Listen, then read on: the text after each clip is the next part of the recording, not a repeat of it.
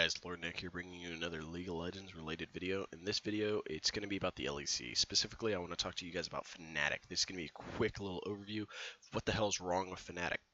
So to start it off, we're going to be comparing their mid laner to Caps, their previous mid laner, and look at their stats. And it's not really all that shocking, really. So these are Nemesis' stats. This is Fnatic's current mid laner. So his overall KDAs are actually not bad. 6.0, 6.0, 5.0. That's actually really good for a mid laner right now. His gold share is about 20%, 21%, 25% of the team's gold. Like, that's not bad. He's getting close to a fourth of the gold, which is, you probably want a little bit higher on your true carry unless you're getting a crap ton of kills. But, like, overall, he's not doing terribly, right? Like, this guy is doing really well. His kill participation's really high. Like, he is performing well. So I can't, like, dog on him. Let's look at Caps, though. So, like, Caps has a 16.0 KDA. This was absurd. He just did really, really well. Ignore this game. 5.5, 6.5, 4.0. All right, cool. He has those same ruffle amounts of gold share. Kill participation, slightly higher in a few of the games, but about the same across the board. His gold is roughly the same, except for this one game, he's slightly higher. So we go back to Nemesis here, who is roughly about where Caps is. Like, overall, he's not doing terribly. He's doing roughly how Caps is doing, right? So why is Fnatic doing poorly? So Fnatic previously was playing very heavily around Caps, and that's how everybody analyzed this team. They played around Caps. They did well around Caps. Well, why is Fnatic not doing as well? And it's not because Caps is gone. Well, that is part of it. There's probably some stigma there. It's based off of the players that are still here. Bwipo, Broxa, and sadly enough, Reckless a little bit. So I would blame Hilly, but Hilly's keeping up trends that he did last year. He dies a decent amount, but he participates in a good amount of kills. He has an okay gold amount. But the biggest two that are underperforming are Bwipo and Broxa. So Bwipo actually has good stats. His stats look similar to this, but then you look at his his kills. So assist-wise, you know, you have somebody doing okay in assists, decent in kills, in kills.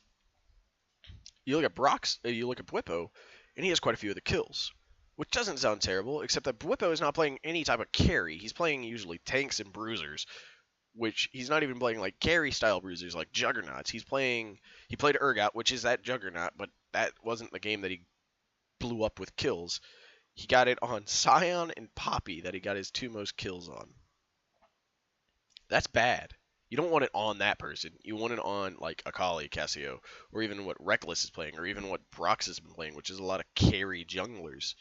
So the next person I want to look at real quick before I just kind of go to my broad overview is going to be Broxa here.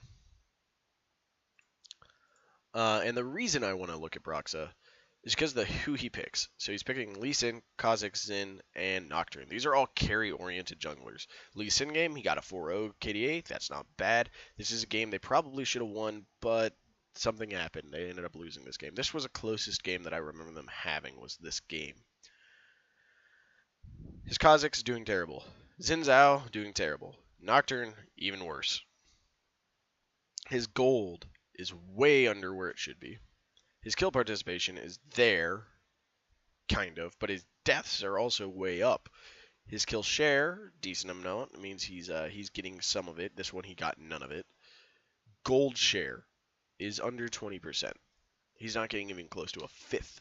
Like, the closest being that very first game, he got 19%. That's close to a fifth. Yeah, so he's not getting any of the gold that he was getting last season. That's huge. That means this guy is not doing anywhere near the performance that he should be having. He's not getting what he should be having to perform like he did last season. And a big reason is Bwipo. And why it's not 100% Bwipo's fault, mind you. It's that Broxa is really trying to play around Bwipo, who's playing tankier style.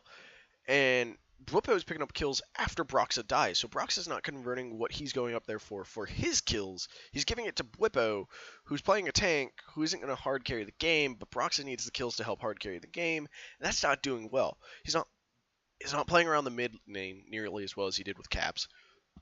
And then he's not going to the bot lane at all. Like, he's showing almost no pressure on that side of the map. His proximity down there is terrible in comparison to this previous season.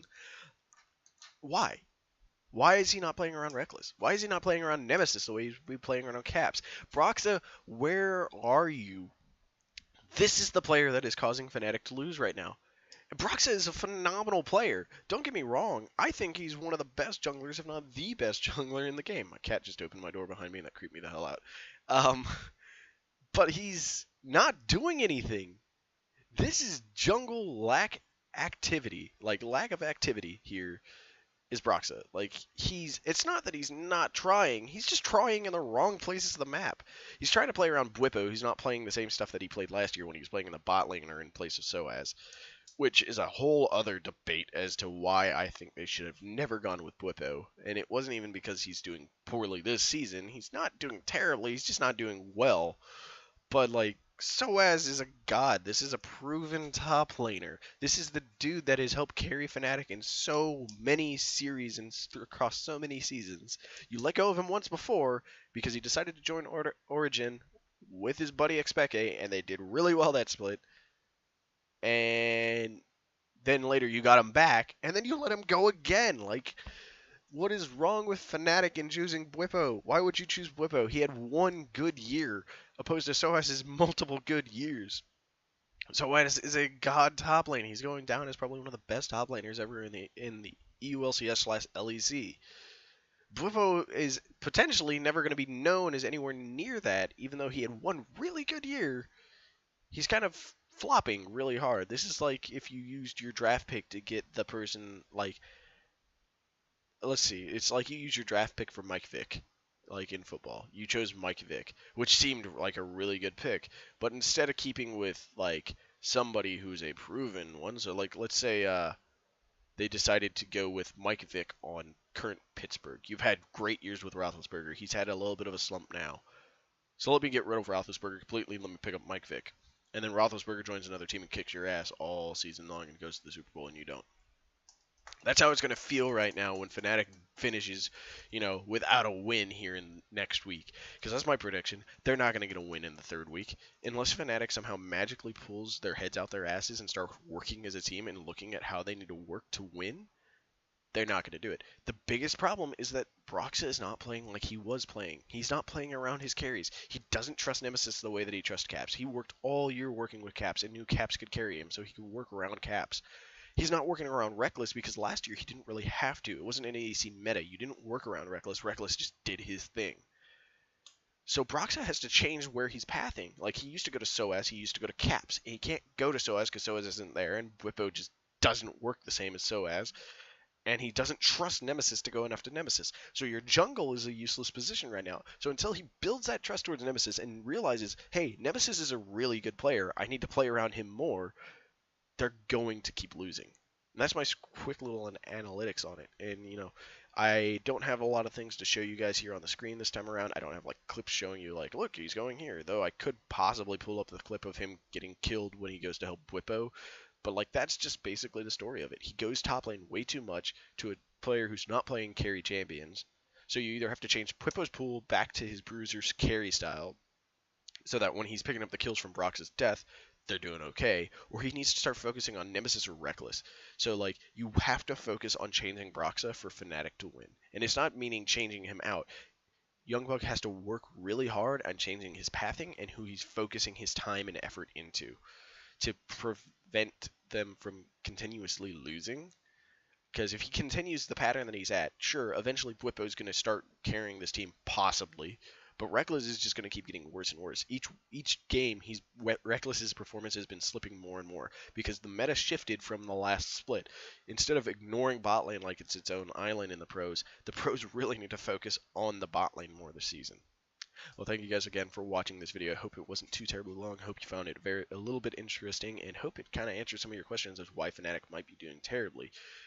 Thank you guys for watching.